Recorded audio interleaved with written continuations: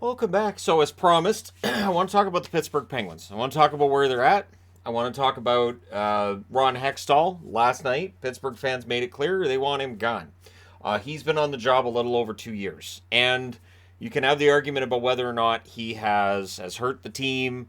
You can also have the argument about whether or not he's been trying to keep them in the conversation for a Stanley Cup, maybe beyond when that's probable. I'm not going to say possible because it's always possible, but probable is something to look at here. So, they're currently 1 point out of the playoffs. They're 3-6-1 in their last 10 games. They've lost 4 in a row in regulation, so they're not even getting points. At least Dallas and Calgary were getting points before they started really losing. And so you give your fans that sense of hope. Whether it's false or not, we can have that debate later. But Ron Hextall is the one now taking the brunt of the blame. And there are reports about whether or not there's a disconnect between the team he's putting together and the way that it's being coached by Mike Sullivan. Now, it's interesting because that's the same conversation that was coming out of Vancouver a couple months ago, right? The plan for Patrick Allvin and Jim Rutherford was not being carried out by Bruce Boudreau, so they bring in Rick Tocchet. It's insane because Rutherford was the GM who Hextall replaced. Allvin was the acting GM who was also pushed back down to assistant GM when Hextall took over. And Rick Tocchet, of course, famously a member of the Pittsburgh Penguins organization for a long time. So there are definitely some similarities between the two situations. Although Pittsburgh, of course, all those Stanley Cups, Vancouver, they have some nice jerseys.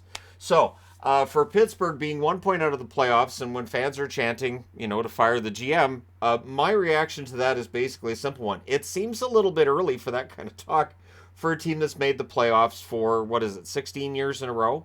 So if they miss the playoffs, they will end the longest streak of playoffs that I think we'll see again. I think now with 32 teams in the league and half the team missing the playoffs, I don't think we'll see another team go 16 years without missing the playoffs.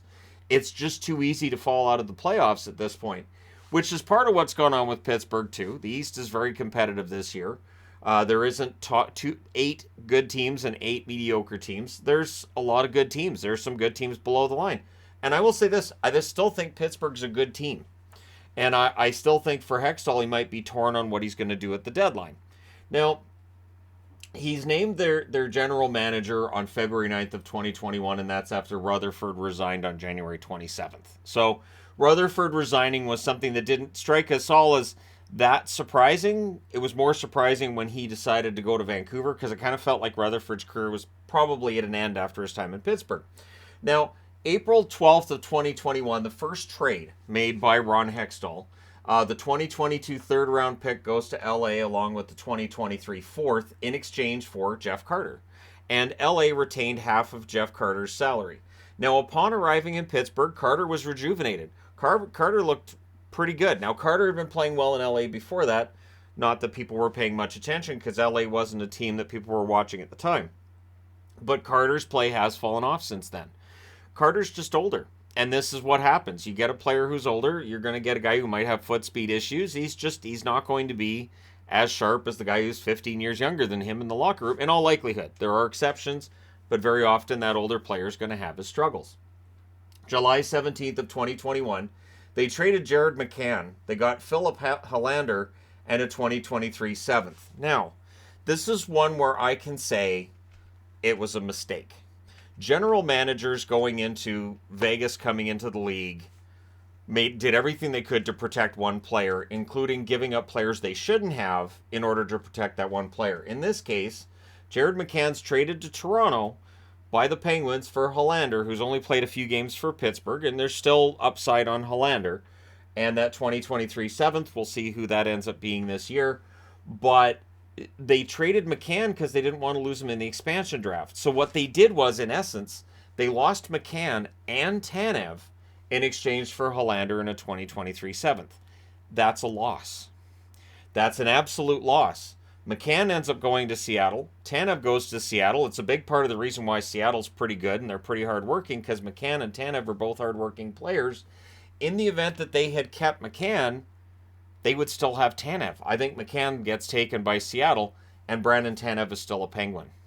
And that's one of those depth forwards. With that move, you lose 2 depth forwards instead of 1, and the guy you got back still hasn't played that much. So I qualify that as a loss for Ron Hextall. Absolutely.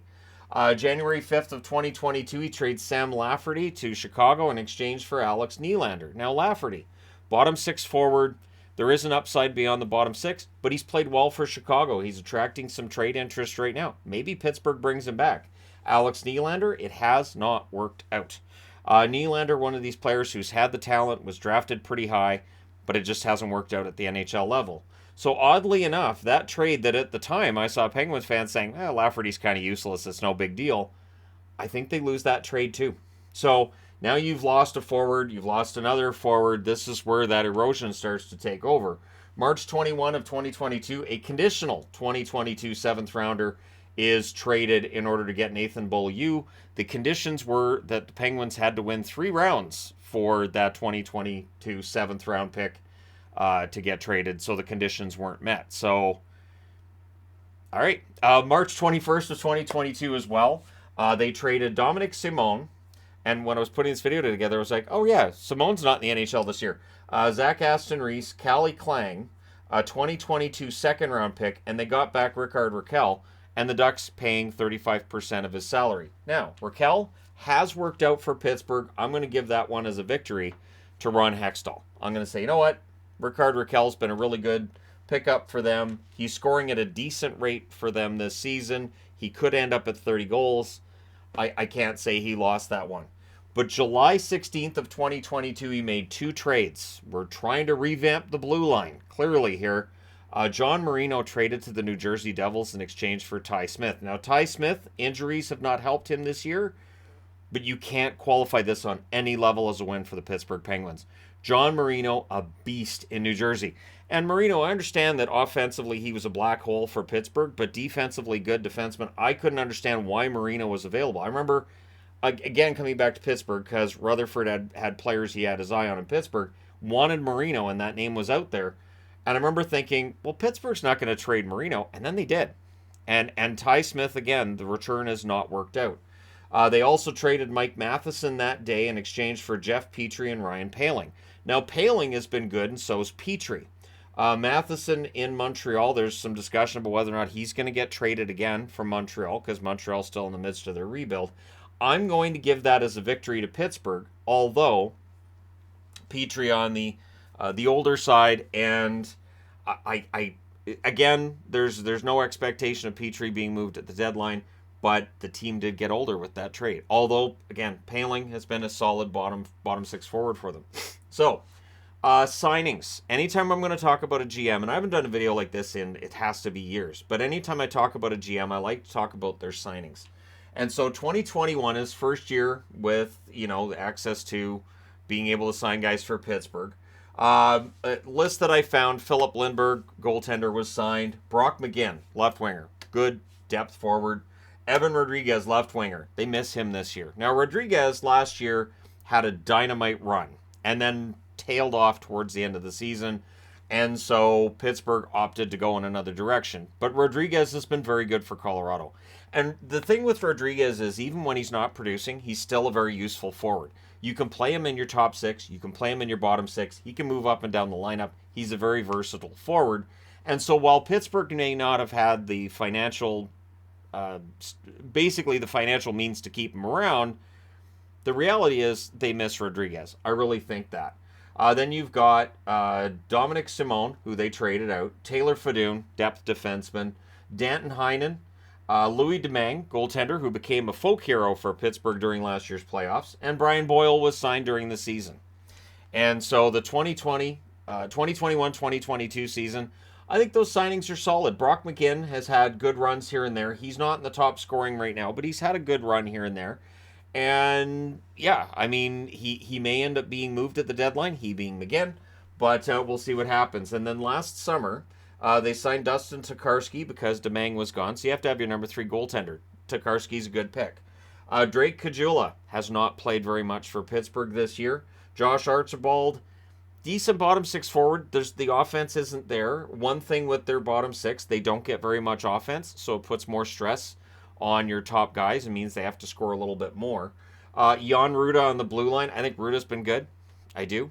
when he's played. Danton Heinen. Heinen, it's been an up and down year for him, which is standard Danton Heinen procedure. I remember from his time in Boston and Anaheim as well. He can look really good at times. There's times where you may not notice him as much out there. But in terms of the signings, I wouldn't say Pittsburgh's had really bad signings. I wouldn't look at the contract signed and say, well, this was just an awful move by Hextall. This contract's going to hamper the team for years. That being said, their leading scorer right now is Crosby, 57 games, 25 goals, 44 assists, 69 points. He's still among the tops in the National Hockey League at 5-on-5 scoring. Malkin, 57 games, 21 goals, 37 assists, 58 points. Malkin is still a point-per-game player. I don't think he's the same player he necessarily was a decade ago, because who is? And then people are going to say, well, Crosby still kind of is. Crosby's definitely a little bit above Malkin. That's been the case throughout their careers. Jake Gensel, 53 games, 24 goals, 27 assists, 51 points. If you watch any game of Pittsburgh's from AT&T Sportsnet from the Pittsburgh feed, Bob Airy loves himself some Jake Gensel. It's one of the things I always get kind of a chuckle about is he loves Jake Gensel. Did Jake get the chocolates? What did he think? That's great. So, Raquel, 57 games, 21 goals, 19 assists, 40 points. I think Raquel's been very good in that top six. Brian Rust, 57 games, 13 goals, 21 assists, 34 points. Now, I have a Teddy Bluger jersey. If I didn't have Bluger, I would have Rust. Brian Rust, really hard-working player. At times this year, the scoring droughts have been long and frustrating for him. So Rust is not having the same kind of season that he's had over the last couple of years, but still a very useful forward. Jason Zucker, 53 games, 15 goals, 18 assists, 33 points. One of their better forwards during this 10-game stretch. I think Zucker's been very prominent, and we'll see if he's still a Penguin after the deadline. Because if Pittsburgh decides, if Ron Hextall decides, hey, we're trending in the wrong direction, I should maybe move some guys on expiring contracts. Zucker would attract some attention from teams who maybe don't get Kane, they don't get Tarasenko, they don't get the big name, but going out and getting Zucker could be a smart move. Chris Letang, 39 games, 7 goals, 18 assists, 25 points. Now, we know about the health issues that have affected Chris Letang. And I think 99.9% of hockey fans wish him well through all this. There are those that will still say, oh, I'm not a fan. Any player you talk about, there will always be that 0.1% that say, oh, I think he sucks. But at any rate, with Letang, I think he's played well enough. I don't think he's played as well as last season. Last season might have been the best year that he's had in the National Hockey League. He was fantastic. This year it hasn't been the same. Now, when you go through health issues he has and you've had injuries that he's had, that's an understandable thing. However, Letang is on the older side too. So you have to remember they're going to slow down. You have to have those next guys coming up who can replace them. And I don't think there's a defenseman in their system who can replace what Letang's brought to this team. Understandable, Letang, you could make an argument for Hall of Fame for Letang. An argument, I'm not saying I necessarily support it, but if you want to make that argument, go right on ahead. Comment section below, go for it. Jeff Carter, 54 games, 8 goals, 12 assists, 20 points. And this is where you see that the scoring drops off a bit. You've got your top four who are all at 20 goals and above, and then it does start to drop down with Rust, Zucker, and then it just kind of drops off. Then you got Kapanen, who's on waivers today, 43 games, 7 goals, 13 assists, 20 points. Pittsburgh has found out what Toronto knew, that Kapanen can be very good. He's very talented. He can also be very frustrating. He can go through long portions of time where you may not think the effort is where it should be and where the results aren't where you want them to be either. I think Kapanen clears. I'd be very surprised if anybody picks up that contract.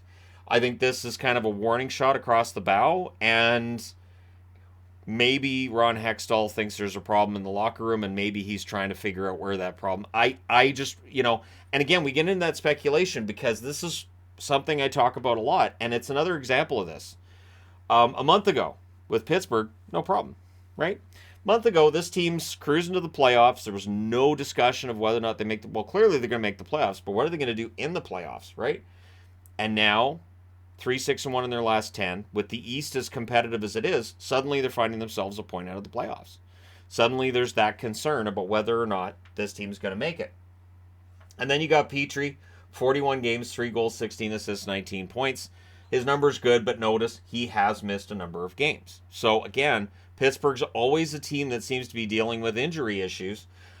Consider how long Jari was out and how that made a dramatic difference. DeSmith, the numbers were not great with DeSmith, and definitely has had an impact. But now, with last night's game, Jari's numbers take a bit of a hit, so there will be discussions of whether or not Pittsburgh needs a goaltender. The interesting part being their pending UFA list. So you have Teddy Bluger. I would be very surprised if Bluger doesn't end up getting moved. I'm just saying that. I have no inside information. I'm actually really glad I don't have inside information because I've seen how the guys who have inside information sometimes get talked to, and I understand it. But I'm glad that I'm still just a fan like all you fine people out there.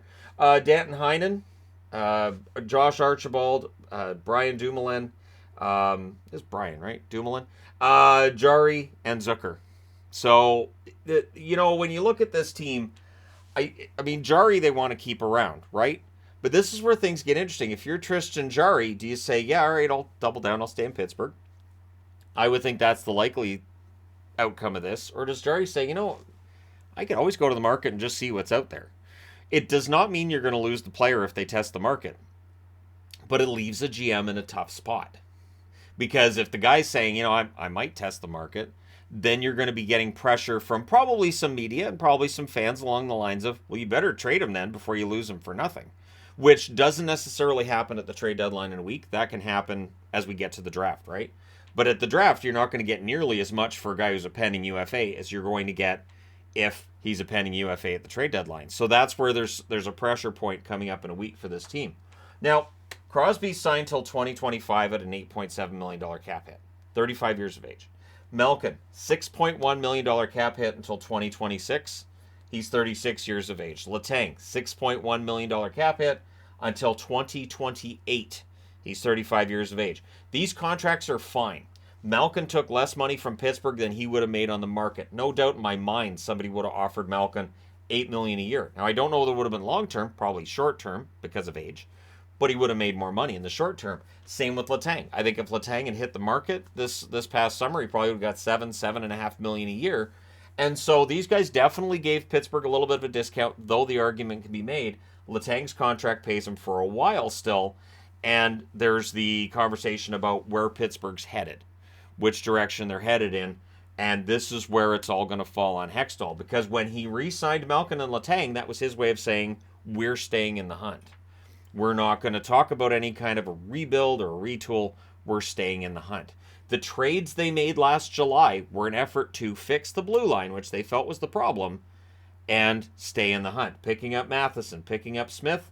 You get Petrie and Smith. Sorry, you trade Matheson and Marino. Petrie's your veteran. Smith's the young guy. Matheson and Marino guys that you figure you can replace. And again, they pick up Paling in the deal as well with Montreal, feeling that that'll help their bottom six up front, and maybe Paling's got a little more offensive upside, being the thought process probably as well. Now, where they sit, they have a .553 points percentage, which is 19th in the National Hockey League. So they're not trending in the right direction on any level right now. And by points percentage, they end up below the playoff line. 3.18 goals scored per game is 16th. Keeping in mind, you've got Crosby, you've got Malkin, you've got Gensel. Those three guys are scorers. You're still middle of the pack. Scoring-wise, it shows where they're not getting the rest of the scoring. Their goals against is 20th at 3.23 goals per game, so they're allowing more than they score, which is never. That goal differential can often be the one that tells you who's going to or not going to make the playoffs, and right now, they have a negative. And the fact they're 20th in goals against definitely not helped with last night's 7-2 loss against Edmonton, right? And it shows they're trending in the wrong direction, even with the return of Tristan Jari. Their power play's 15th at 21.6%. I never thought I'd see the day that a power play of 21.6% was that low. It feels like power plays this year are just chewing up the penalty kills. And on the penalty kill, they're 15th as well at 79.8%. Pittsburgh's penalty kill has been exemplary for most of their run. I want to say since like 2009, they've usually had a really good penalty kill. And so that's a problem. And then you look at the shots per game. They're generating 33.4, which is good. They're allowing 34.2, which is not. So that's where the defense that Hextall was trying to fix has not been fixed. So if you're chanting fire Hextall, don't forget to add you didn't fix the defense, and you said you would, and it's not fixed. And by the way, why don't you trade and then pick guys to trade? It's really hard to turn that into a chant, though. So they haven't won a series since 2018. That was the series win over the Philadelphia Flyers. They lost to Washington in the second round that year.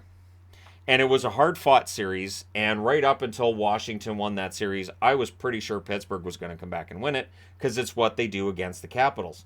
But it was a precursor to what we've seen since then. In 2019 as well as 2021, the Islanders knocked them out. Now, what's happened over the last couple of weeks? The Islanders are beating the Penguins, threatening to knock them out of the playoffs before the playoffs even start. 2020, Montreal knocked them out in a series that was an absolute shocker. Pittsburgh had no business losing to Montreal that year, but it happened. And then in 2022, last year, they lost against the Rangers. There was definitely some controversy in that loss to the Rangers, and we will still find a lot of Penguins fans saying, hey, we should have won that series. And I'm not going to say they shouldn't have, but they didn't. And this is where history is unforgiving. Your team, maybe they should have won that series. Maybe your team should have won a Stanley Cup this year. Maybe this should have happened. But if it didn't, we can only deal with the absolute of what really took place.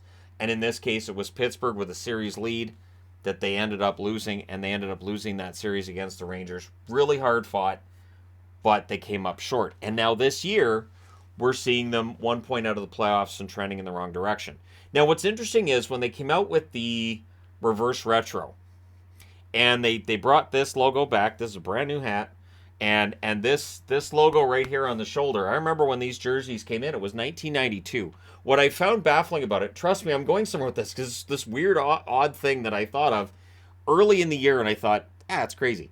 So they brought in this logo, which people didn't like initially. They really didn't. The corporate logo, this to people looked much more corporate than this, although this looks, I think, more like a real penguin than this. But at any rate, they changed it in 1992, right after they'd won back-to-back Stanley Cups, and I thought that was weird. And then they went back to this logo in 2002. There's no correlation between the fact that this logo is now being used by the team again, and suddenly it looks like they could fall out of the playoffs after 16 straight years of success in reaching the playoffs. But it's just one of those things I couldn't help but notice, where I'm like, I'm glad that logo's back, but it's kind of odd. All of a sudden now, they're trending towards missing the playoffs. So for anybody who wants to see that logo stay as a third, for superstitious Penguin management types, that may not happen. There may be that superstition of, when we've used this logo, things have tended to go in the wrong direction in terms of making the playoffs. They had some disastrous times with that as their main logo in 1992. I even checked with NHL uniforms, because I was like, I remember they changed it in 1992, and I found that weird. Because, again, I do have some superstition when it comes to jerseys, and they won with that logo in 1991, they won with it in 1992, and then they changed it. And then things fell apart. It's part of the reason why here in the local market, Canuck fans don't like the Orca, because they went from the skate to the Orca as things were getting ugly in Vancouver. So that Orca jersey kind of became associated with that losing stage, and that's when we got Messier.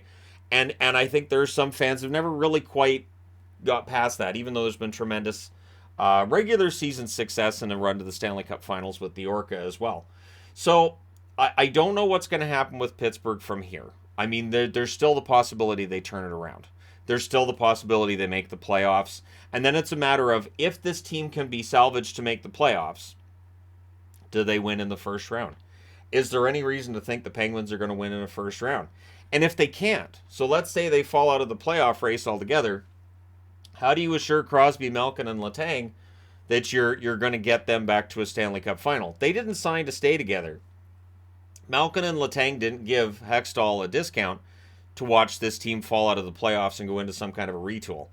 They didn't do that to watch as a couple of years are spent with Pittsburgh on the outside. At the same time, Pittsburgh needs to retain their draft picks. They need to add to their prospect pool, which has been lacking for a very long time.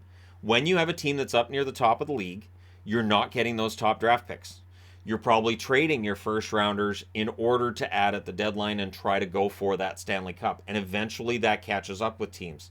If you win Stanley Cups, which Pittsburgh has, it is worth it. But it can be tough when you're going into that transition and realizing, You don't have the top prospects who can come in and replace these guys. You also have to retain your picks. You need to decide now is the time to stop trading that first round pick because we need that first round pick. Pittsburgh, I think, is there. Does Ron Hextall think they're there? Or is him waving Kapanen and trying to make moves here and there, is that his way of saying, you know, I still think we can salvage this.